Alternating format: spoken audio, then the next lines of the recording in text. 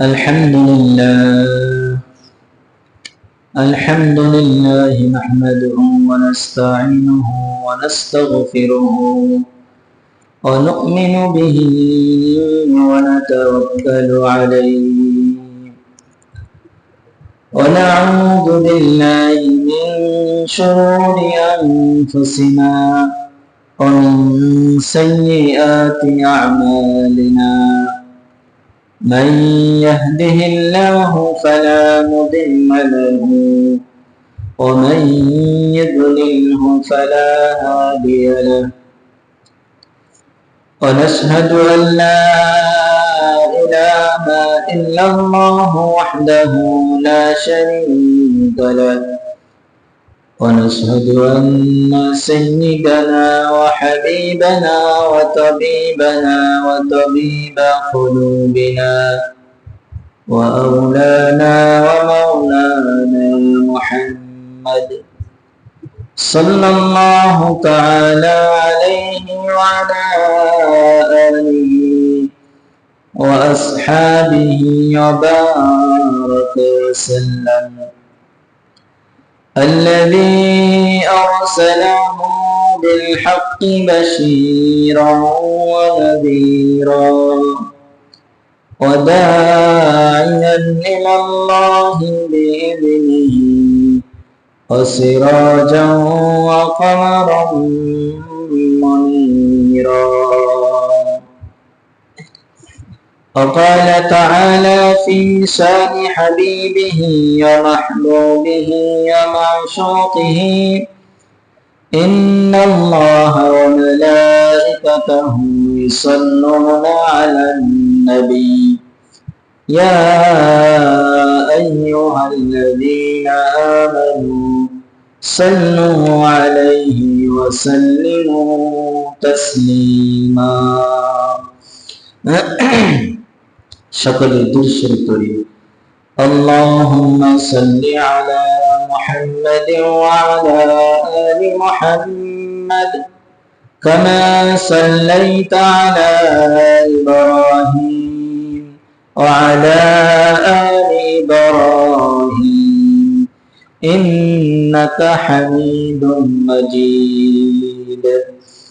اللهم بارك على محمد وعلى آل محمد كما باركت على إبراهيم وعلى آل إبراهيم إنك حميد مجيد. أما بعد فقد قال الله تعالى في كلامه المجيد وفرقانه الحميد أعوذ بالله من الشيطان الرجيم بسم الله الرحمن الرحيم لقد من الله على المؤمنين إذ بعث فيهم رسولا من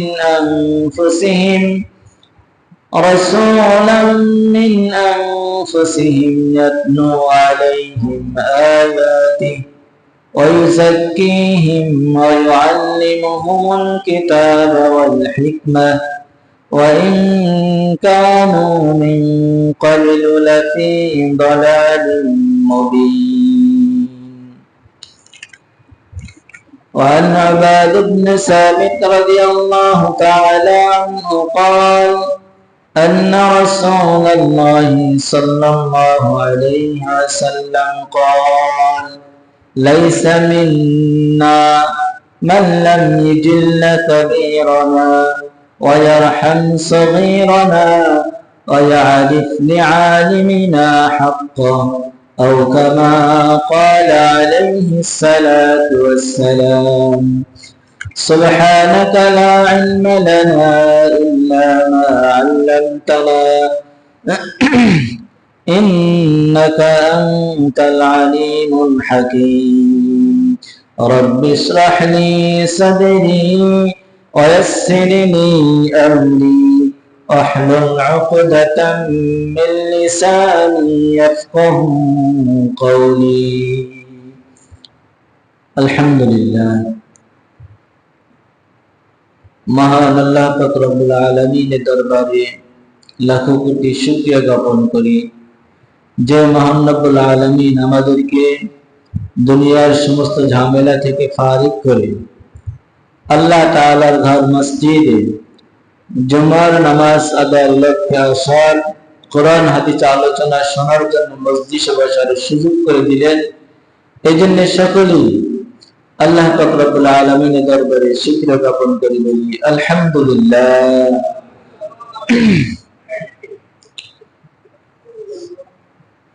সম্মানিত হাজিরিন, আমি কোরআনুল কারীমের সূরাত আলে ইমরানের 164 নম্বর আয়াত এবং হযরত উবাদা ইবনে সামিত রাদিয়াল্লাহু তাআলা আনহু থেকে বর্ণিত আল্লাহ রাসূল সাল্লাল্লাহু আলাইহি সাল্লামের একখানা হাদিস আপনাদের সামনে তেলাওয়াত করছি। আল্লাহ তাআলা যদি তৌফিক দান করে এই আয়াত এবং হাদিসকে সামনে রেখে নির্দিষ্ট একটি বিষয়ের উপরে আলোচনা করার চেষ্টা করব। আল্লাহ তাআলা যেন আমাদের সকলকে এই আলোচনা শুনে এর উপর পুরোপুরি আমলের তৌফিক দান করেন, সবাই বলি আমিন।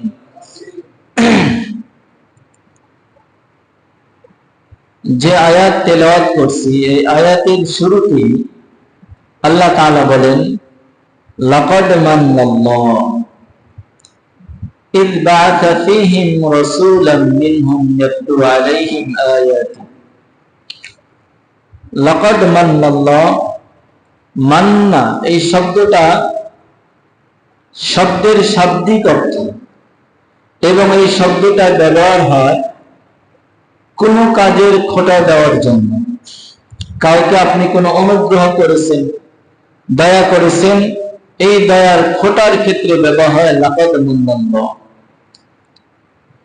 এখানে আল্লাহ তাআলা যে নিয়ামতের কথা বলছেন, তো খোঁটা দেওয়া এ তো ভালো স্বভাব না।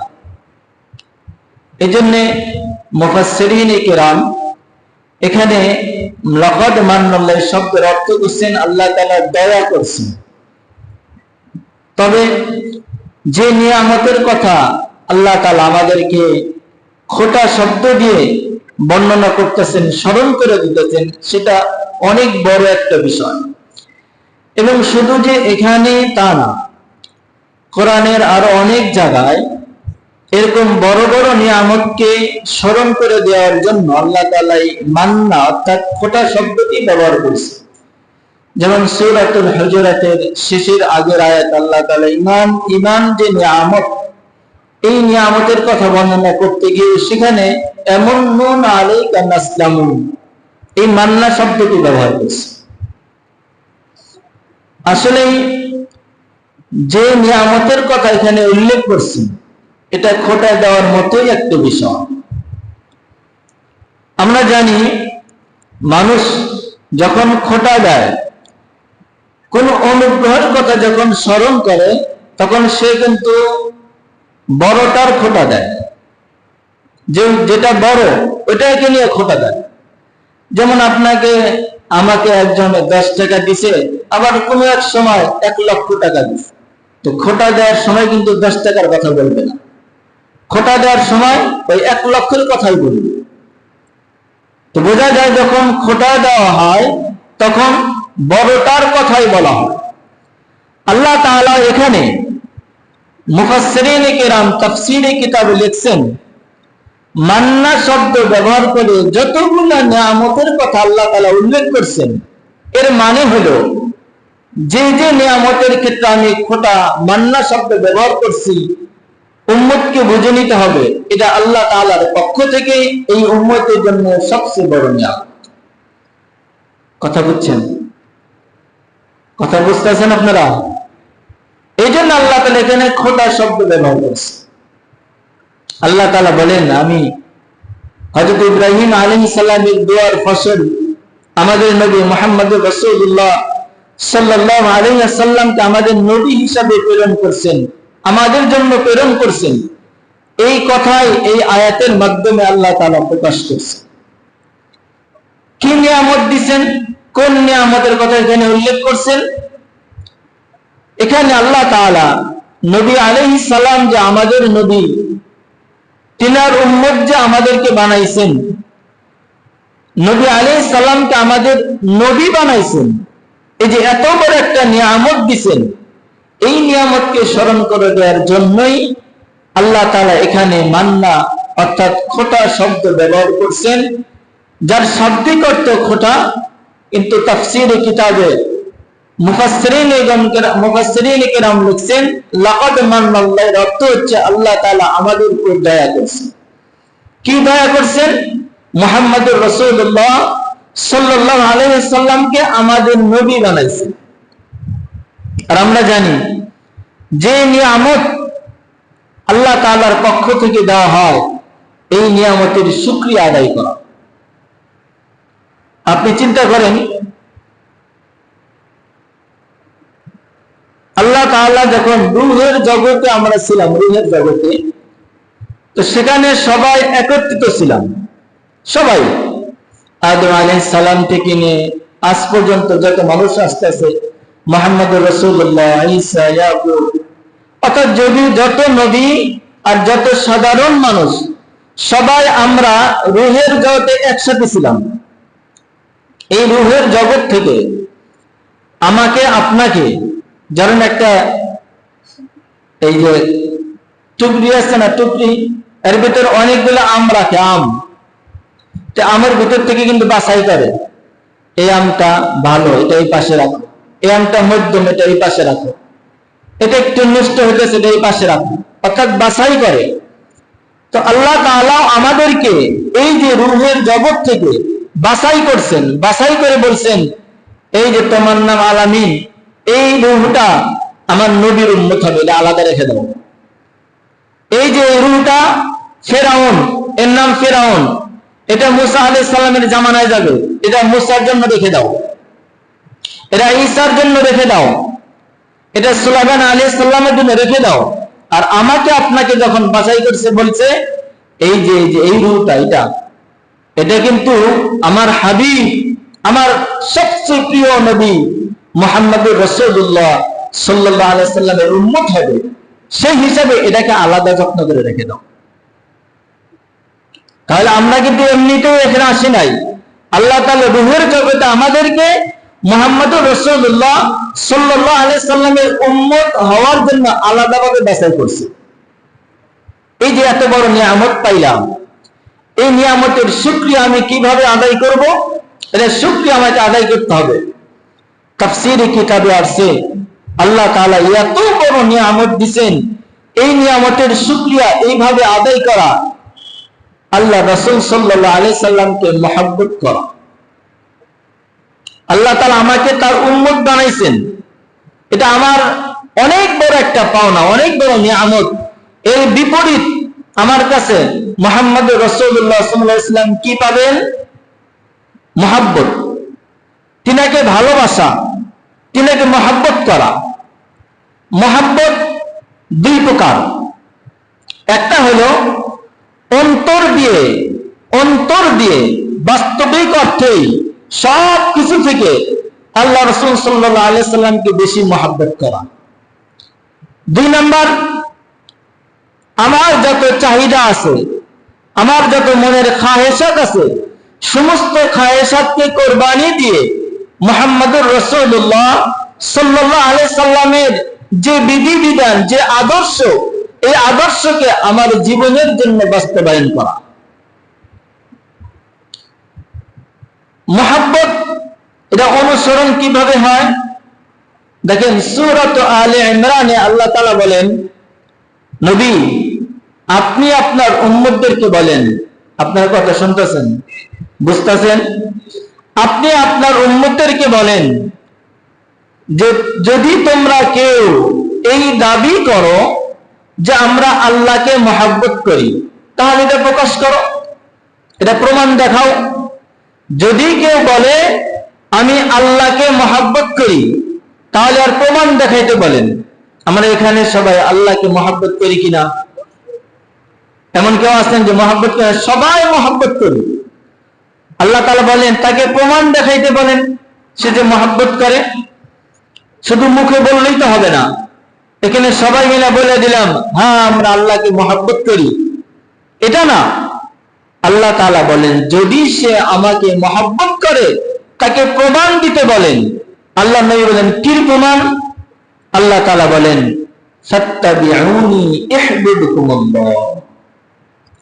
যদি তারা আপনাকে অনুসরণ করে, আপনাকে তারা যদি মানে, জীবনের প্রতিটা ক্ষেত্রে আপনাকে যদি অনুসরণ করে, অনুকরণ করে, আল্লাহ তাআলা বলেন তখন যদি সে দাবি করে আমি আল্লাহকে মহব্বত করি, আল্লাহকে মহব্বত করার মানে হলো নবীকে অনুসরণ করা।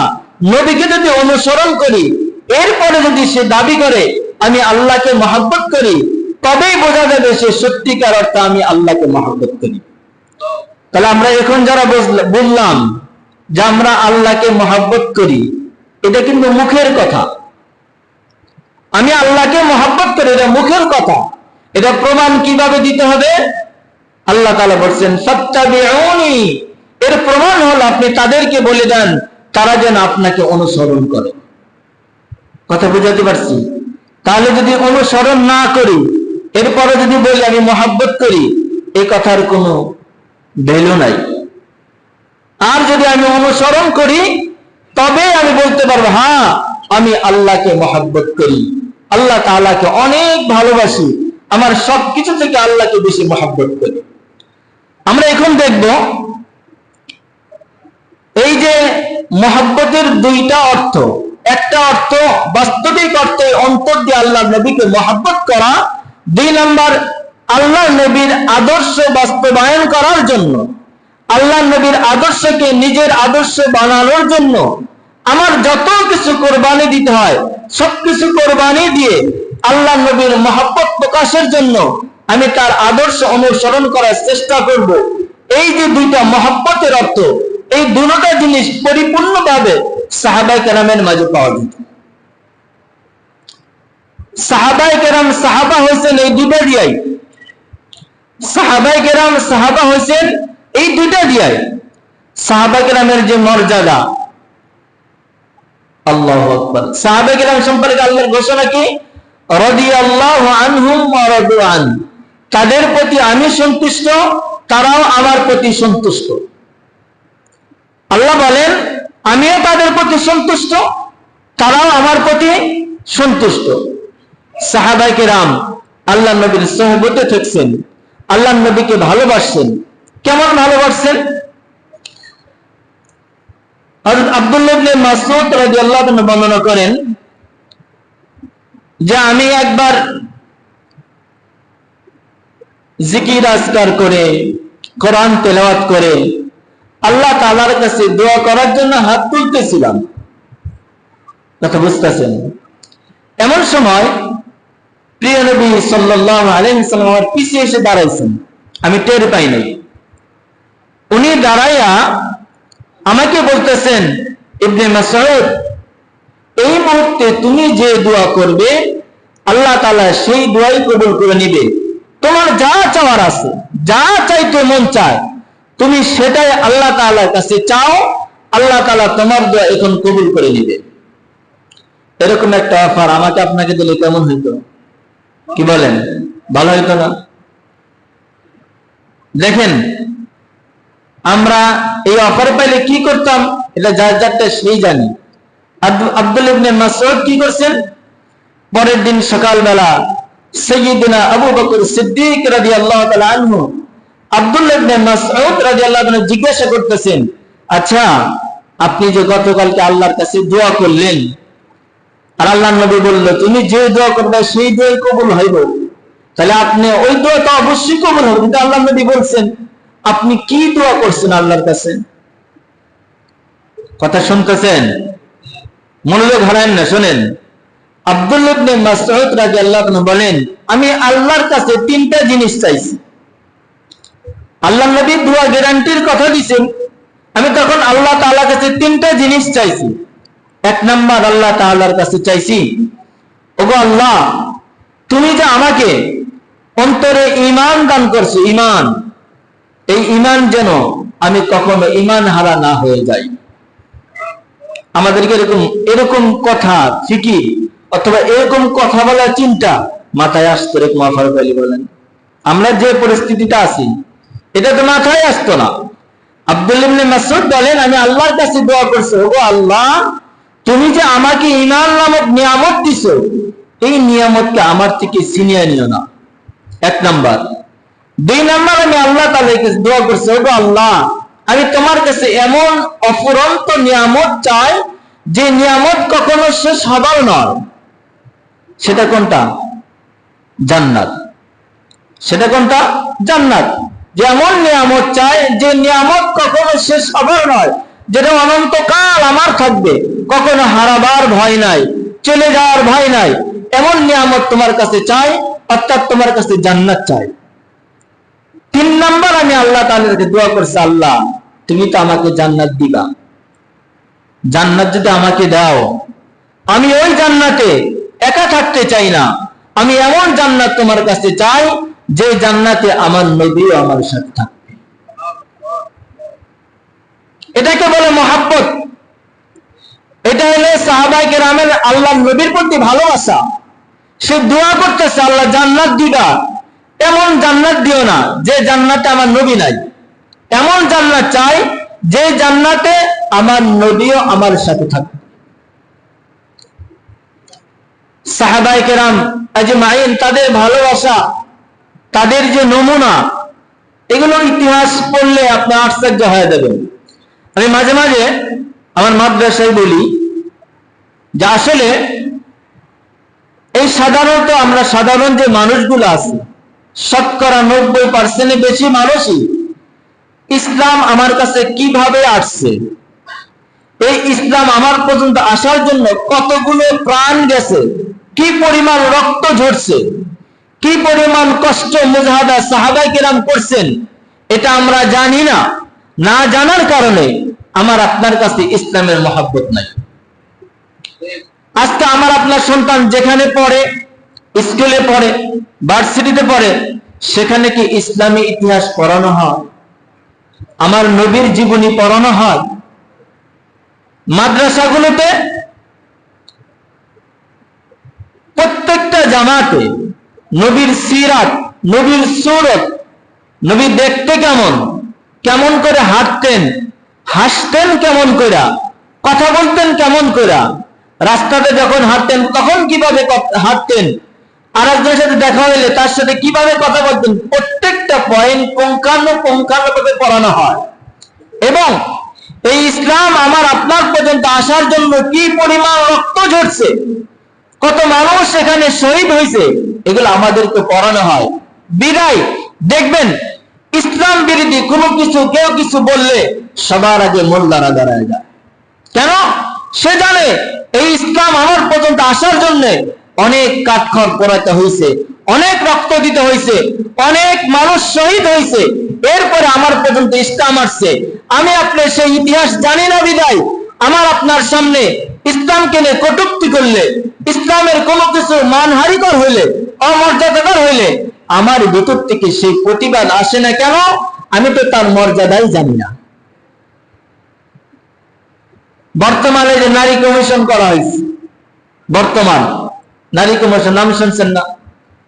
এমন এমন পয়েন্ট, এমন এমন প্রস্তাব দিছে যেগুলো শুনলে মাথা গরম হয়ে যাবে। একটা কথা আপনাদেরকে বলি, সেখানে একটা প্রস্তাব দেওয়া হয়েছে, যারা পতিতাবৃত্তি করে, দেহ ব্যবসা করে, এই দেহ ব্যবসা পতিতাবৃত্তিকে ব্যবসা হিসাবে স্বীকৃতি দেওয়া হোক। নাউজুবিল্লাহ পরে করেন। চিন্তা করছেন কথাটা কি? পতিতাবৃত্তিকে ব্যবসা হিসাবে সরকারিভাবে স্বীকৃতি দেওয়া হোক। এটা যদি হয়ে যায়, আপনি কি কাউকে কিছু বলতে পারবেন? কাউকে কিছু বলতে পারবেন না। তখন সরকারি আইন দেখাবে এবং কিছু বললে আইন হিসাবে আপনাকে গ্রেফতারও করা হবে। এগুলো আমাদের পর্যন্ত পৌঁছায় না, আমাদের কান পর্যন্ত আসে না। আসলেও এটার কি ভয়াবহতা সেটা আমার ভিতরে আসে না, সেই অনুভূতি আসে না। কেন? আমি তো ইসলাম কি জিনিস সেটাই তো জানি না। ইসলাম কিভাবে আসছে, কত রক্ত ঝরছে, সাহাবায়ে কেরাম কি পরিমাণ কষ্ট করছে, এটা যখন জানবো তখনই তো এর প্রতি আমার মায়া জন্মাবে। এগুলোকে আমাদের পড়ানো হয় বলেন? আর এক সাহাবীর ঘটনা বলি। এক সাহাবী ছিলেন কালো কুচকুচে। যারা কালো হয় তাদের চেহারাও সুন্দর হয় নাকি? হাবশি যারা, আফ্রিকান, ইথিওপিয়ার যারা এমনিতে তো কালো, আবার চেহারার যে গঠন সেটাও কি হয়? অসুন্দর। ঠোঁট মোটা, ঠোঁট ঝুলে রয়েছে, এবং তাদের চুলগুলো কোকড়ানো হয়, চুলগুলো কোকড়ানো হয়, শক্ত। এই সাহাবী কোকড়ানো চুল, আল্লাহর নবী তো বাবরি রাখতেন, বাবরি রেখে মাঝখান দিয়ে সিটি করতেন। যাদের এরকম আছে লম্বা চুল, মাঝখান দিয়ে সিটি করা যায়, এটা করবেন, এটা সুন্নত। মাঝখান দিয়ে আল্লাহর নবী সিটি করতেন। তো ওর তো চুল শক্ত, কোকড়ানো চুল, অর্থাৎ মাঝখান দিয়ে সিটি হয় না। পানিটা ভিজায়, গোসল করে, তেল লাগায় এভাবে মাঝখান দিয়ে সিটি করে। আমার মাথা তো আল্লাহর নবীর মাথার মতো হইল না। দেখেন মহাব্বত কিভাবে করতেন, যে আমার নবীর যে মাথা, মাঝখানটা ফাঁক, দুইদিকে চুল ঝুলে রয়েছে, আমার তো সেরকম হইতেছে না। বারবার চেষ্টা করতেছি, আমি তেল লাগাইতেছি, পানি দিয়ে চেষ্টা করতেছি, হইতেছে না। পরিশেষে এই সাহাবী কি করছে? একটা লোহা আগুনে গরম করছে, গরম করে সেই লোহাটাকে ঠিক মাথা বরাবর ছুঁয়ে দিচ্ছে। ছুঁয়ে দেওয়ার কারণে ওখান থেকে চুল যেগুলো সেগুলো পড়ে গেছে, আর রক্ত, এই মাথার যে চামড়া সেটাও পুড়ে ওখানে সাদা হয়ে গেছে, দুই দিকটা ফাঁক হয়ে গেছে। জিজ্ঞাসা করছে, এটা কেমন পাগলামি করলাম? এটা কোনো কথা হইল? এই জন্য তুমি ব্যথা পাইতেছ না? সে বলে, ব্যথা তো পাই, কিন্তু দিলের ভিতরে যে কষ্ট, আমার মাথা কেন নবীর মাথার মতো হয় না? এখন আমার মাথা নবী যেরকম মাঝখানটা ফাঁকা, আমার মাথাও মাঝখানটা ফাঁকা। এখন আমার দিল বলতেছে নবীর মাথার আমার মাথা একরকম হয়েছে। এর যে শান্তি, এই শান্তির বেলায়, এই শান্তির বিপরীত এতটুকু কষ্ট কোনো ব্যাপারই না। এটা পাগলামি না আমাদের কাছে মনে হইতেছে না? কি বলেন, এটা পাগলামি মনে হইতেছে না? কিন্তু মহাব্বত, ভালোবাসা এমন একটা জিনিস যেটা মানুষকে পাগলই বানায়।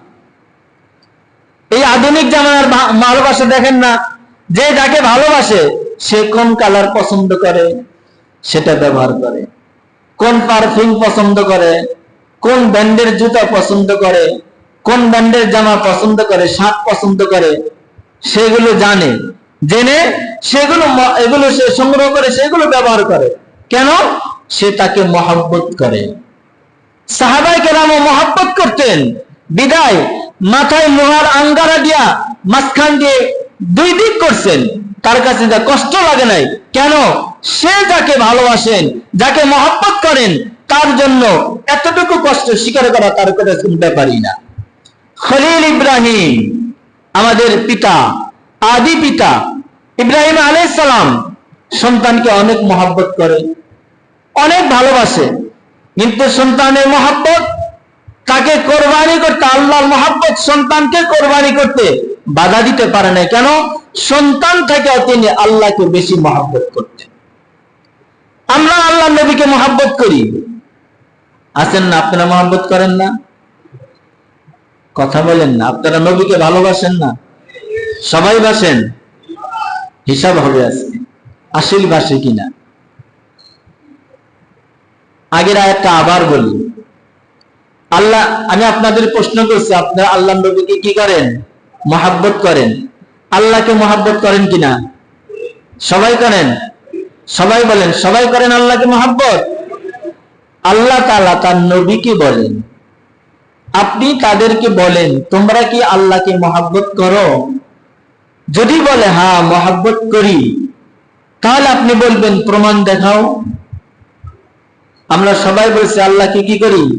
মহব্বত করি, এর প্রমাণ দেখাও। আল্লাহ তাআলা বলেন, প্রমাণ কি দেখাইবা? কি প্রমাণ? আল্লাহ তাআলা বলেন, ফাত্তাবিউনি, যারা যারা বলল আমরা আল্লাহকে মহব্বত করি, তার নবীকে মহব্বত করি, তারা যদি আপনাকে অনুসরণ করে তখনই বুঝবেন সে আসলে আপনাকে মহব্বত করে, আল্লাহকে মহব্বত করে। এখন কি আছেন টিকা? আল্লাহকে যে মহব্বত করলাম, দাবি করলাম, এখন কি আমরা টিকে আছি না কেটে পড়ে গেছি? বেশিরভাগই কেটে পড়ে গেছি। কারণ আমরা বেশিরভাগ ক্ষেত্রে আল্লাহর নবীকে মানি না, আল্লাহর নবীকে অনুসরণ করি না। আল্লাহর নবীর কথা এটা আমার জীবনে এগুলো মানি না। আর একটা ঘটনা আছে, অনেকগুলো ঘটনা আছে, কয়টা বলবো? এগুলো বলতে গেলে, লিখতে গেলে অনেক সময়, অনেক ব্যাপার। আর একটা ঘটনা বলে শেষ করে, যে আমার মূল আলোচনা এখন আসে নাই। মূল আলোচনা হবে আল্লাহ নবী সাল্লাল্লাহু আলাইহি ওয়াসাল্লাম হাদিসের বিভিন্ন জায়গায় তিনি বলছেন, লাইসা মিন্না, সে আমাদের কেউ না। লাইসা মিন্নি, সে আমাদের কেউ না। লাইসা মিন উম্মতি, সে আমার উম্মতের কেউ না। আবার বলি, আল্লাহ নবী সাল্লাল্লাহু আলাইহি ওয়াসাল্লাম হাদিসের বিভিন্ন রিওয়ায়াতের ভিতরে কথা বলছেন, লাইসা মিন্না, সে আমাদের কেউ না। লাইসা মিন্নি, সে আমার কেউ না। আবার কোথাও স্পষ্ট বলছেন, লাইসা মিন উম্মতি, সে আমার উম্মতের কেউ না। এমন কিছু অপরাধ, এমন কিছু গুনাহ, এমন কিছু কাজ আছে, যেই কাজগুলো যাদের ভিতর থাকবে তাদের সম্পর্কে আল্লাহ নবীর ঘোষণা, সে আমার উম্মত না। আল্লাহ নবী যদি আমাদের পক্ষে কিয়ামতের দিন বলে এটা আমার উম্মত না, উপায় আছে বলেন? কোন উপায় থাকবে? কোন উপায় থাকবে না। তাহলে এই যে আলোচনা, যে আল্লাহ নবী কার কার ব্যাপারে কোন কোন ক্ষেত্রে বললেন সে আমার উম্মত না, এগুলো আমাদের জানা দরকার আছে কিনা? দরকার নাই? সবাই বলেন দরকার আছে? জানবেন, আজকে জানবেন, সবার আগে জানা। আমরা আজকে জানবো কার কার ব্যাপারে আল্লাহ নবী বললেন সে আমার উম্মত না, এটা জানবো। এবং ওই দলে যদি আমি থাকি, ওই দল থেকে নাম কাটাইয়া যে দল সম্পর্কে আল্লাহ নবী বলছেন এরা আমার উম্মত, এরা আমার উম্মত, সেই দলে আসার চেষ্টা করবো ইনশাআল্লাহ। রাজি আছি না? সবাই রাজি আছি? আল্লাহ আমাদেরকে কবুল করেন। সাহাবায়ে কেরাম কিরকম মহব্বত করতে, এটা বলতেছিলাম। সংক্ষেপে বলি, হযরত জুলাইবিব রাদিয়াল্লাহু আনহু একজন সাহাবী ছিলেন। জুলাইবিব তিনি এরকম হাফসা ছিলেন, কালো ছিলেন, এবং আমরা দেশে বলি না বামন, বামন, অনেক লম্বা না খাটো, এরকম খাটো ছিলেন। তার বাবা মা কেউ ছিল না। জুলাইবিব রাদিয়াল্লাহু তাআলা আনহু বয়স হয়ে যায়, বিয়ের বয়স চলে আসছে, কিন্তু তার তো কেউ নাই, কে তাকে বিয়ে দিবে? আল্লাহ নবী একদিন জিজ্ঞাসা করলেন, জুলাইবিব তোমার বিয়ে করতে হবে না? তুমি না বড় হয়ে গেছো? মা বাবা যেভাবে জিজ্ঞাসা করে, এটা আমি তো আসলে প্রকাশ করতে পারলাম না। আল্লাহ নবী কত মায়া নেয় জিজ্ঞাসা করছেন, এটা তো বলা কি সম্ভব? সম্ভব না। জুলাইবিব তুমি কি বিবাহ করবে না? বলে, আল্লাহ নবী আমার না বংশ মর্যাদা আছে, না টাকা পয়সা আছে, না আমি দেখতে সুন্দর, আমার কাছে কে মেয়ে দিবে? আল্লাহ নবী বললেন, না, তোমাকে তো বিবাহ করতে হবে। তুমি মদিনার অমুক সুন্দরী আছে, মদিনার বিখ্যাত যে অমুকের ঘরে একজন সুন্দরী মেয়ে আছে, তার বাবার কাছে গিয়ে বলবা আল্লাহ নবীর পক্ষ থেকে আমার জন্য আপনার মেয়ের বিবাহের প্রস্তাব দেওয়া হয়েছে। ওই ব্যক্তি যখন শুনছে যে আল্লাহ নবী প্রস্তাব দিছে, ব্যক্তি বলে, এটা কিভাবে বলবো? আমার মেয়েটা মদিনার সুন্দরী, সবচেয়ে সুন্দরী, আর এ তো না টাকা পয়সা আছে, না দেখতে কোনো সুন্দর, এটা কিভাবে হয়? আচ্ছা ঠিক আছে, ভাইবা দেখি। স্ত্রীর সাথে পরামর্শ করছে, সে বলে আগে কিছু বলে না, ভাইবা দেখি। জুলাইবিব চলে যেতেছে, পিছন থেকে, ঘরের ভিতর থেকে জুলাইবিব যার জন্য প্রস্তাব নিয়ে আসছে, ওই সুন্দরী মেয়ে, সে দৌড়াইয়া বাইরে আসছে, এসে তার বাবাকে বলতেছে, বাবা আপনি কার প্রস্তাব ফিরে দিলেন? চিন্তা করছেন? প্রস্তাব দিচ্ছেন মুহাম্মদুর রাসূলুল্লাহ, কার প্রস্তাব ফিরে দিলেন? কার জন্য দিচ্ছেন সেটা বড় কথা না, বড় কথা হলো বিবাহের প্রস্তাব কে নিয়ে আসছে, কার পক্ষ থেকে জুলাইবিব নিয়ে আসছে? তিনি তো মুহাম্মদুর রাসূলুল্লাহ সাল্লাল্লাহু আলাইহি ওয়াসাল্লাম, আপনি তাদের প্রস্তাব ফিরিয়ে দিতেছেন। যা অনেক কথা, এর পরে জুলাইবিবের সাথে তার বিবাহ হয়েছে। জুলাইবিব বাসর ঘরে গেছে। চিন্তা করেন, যার বংশ মর্যাদা নাই, যার কাছে কেউ মেয়ে দিতে চায় না, সে এত মেহনতের পরে, এত খাটাখাটনি এবং আল্লাহ নবীর সুপারিশে মদিনার সবচেয়ে বড় একজন সুন্দরীকে স্ত্রী রূপে পাইছে। আজকে তার বাসর ঘর। বাসর ঘরে যখন গেছে, তখন মদিনার রাস্তা থেকে আওয়াজ আসলো, এ কে আসো, উহুদ যুদ্ধের জন্য প্রস্তুতি নিতে হবে, যে যেখানে আসো সকলকে আল্লাহ নবী ডাক দেয় তার কাছে যেতে বলছেন। জুলাইবিব কোথায় যেন বলে গেছেন। কোথায় জুলাইবিব? তার স্ত্রীকে মদিনার সবচেয়ে সুন্দরী, আর সে কি ছিল? খাটো। আমরা যাকে বামন বলি, খাটো। স্ত্রীর কাছে যখন গেছে, এখন স্ত্রীর মুখ দেখে নাই, এখন স্ত্রীর মুখ দেখে নাই। জুলাইবিব যখন শুনছে আল্লাহ নবী ডাক দিছে, বাসর ঘর থেকে লাফতে বের হয়েছে। স্ত্রী পিছন থেকে ডাক দিয়ে বলতেছে, কমপক্ষে আমার চেহারাটা দেখে যান। আপনি যদি শহীদ হয়ে যান, কিয়ামতের দিন যেন আমাকে চিনতে পারেন, আমাকে যেন চিনতে পারেন, কমাস কম আমার চেহারাটা দেখে যান। জুলাইবিব বলছে, আমার নবী ডাক দিছে, তুমি যত বড়ই সুন্দরী হও না কেন, যত বড়ই সুন্দরী হও, তোমার চেহারা দেখার সময় আমার নাই।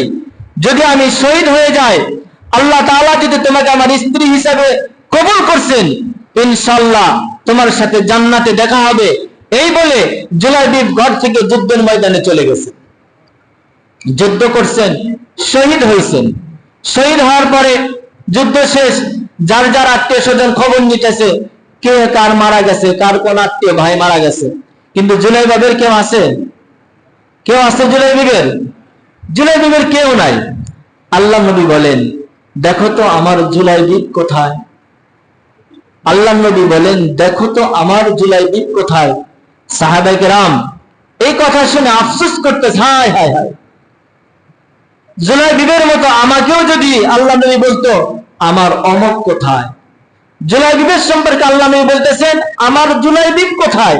এই আমার শব্দ যদি আমার ক্ষেত্রে ব্যবহার হতো, তাহলে আমি ধন্য হয়ে যেতাম। জুলাইবিবকে পাওয়া গেছে, আল্লাহ নবী নিজে তাকে দাফন কাফন করছেন। মূল কথা হলো, রাসূল করিম সাল্লাল্লাহু আলাইহি সাল্লামকে সাহাবায়ে কেরাম কি পরিমাণ মহব্বত করতেন, ভালোবাসতেন, এগুলো বলতে গেলে ঘন্টা পর ঘন্টা চলে যাবে। তো এই যে এত বড় নিয়ামত আল্লাহ তাআলা দিবেন, এর এক নম্বর কদর করা হলো রাসূলকে আমার আপনার জীবন থেকে বেশি মহব্বত করা। মহব্বত করার মানে হলো তাকে অনুসরণ অনুকরণ করা। এতটুকু বুঝছি? সবাই মহব্বত করব? সবাই বলেন, যারা যারা করবেন তারা বলেন, সবাই আল্লাহ রাসূলকে মহব্বত করবেন। মহব্বতের মানে কি? মহব্বতের মানে কি? অনুসরণ করা। মহব্বতের মানে কি? অনুসরণ করা। এখন আপনি একটু চিন্তা, পিছের কথা বাদ, জেনে গেছে।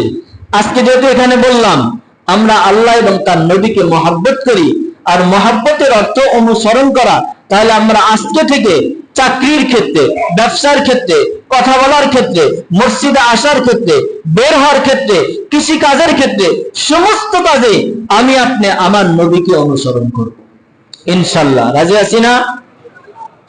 সুন্নত এমন একটা জিনিস যেটা আপনি শুধু তবিয়ত, আপনার স্বভাব বানিয়ে নিলেই হয়।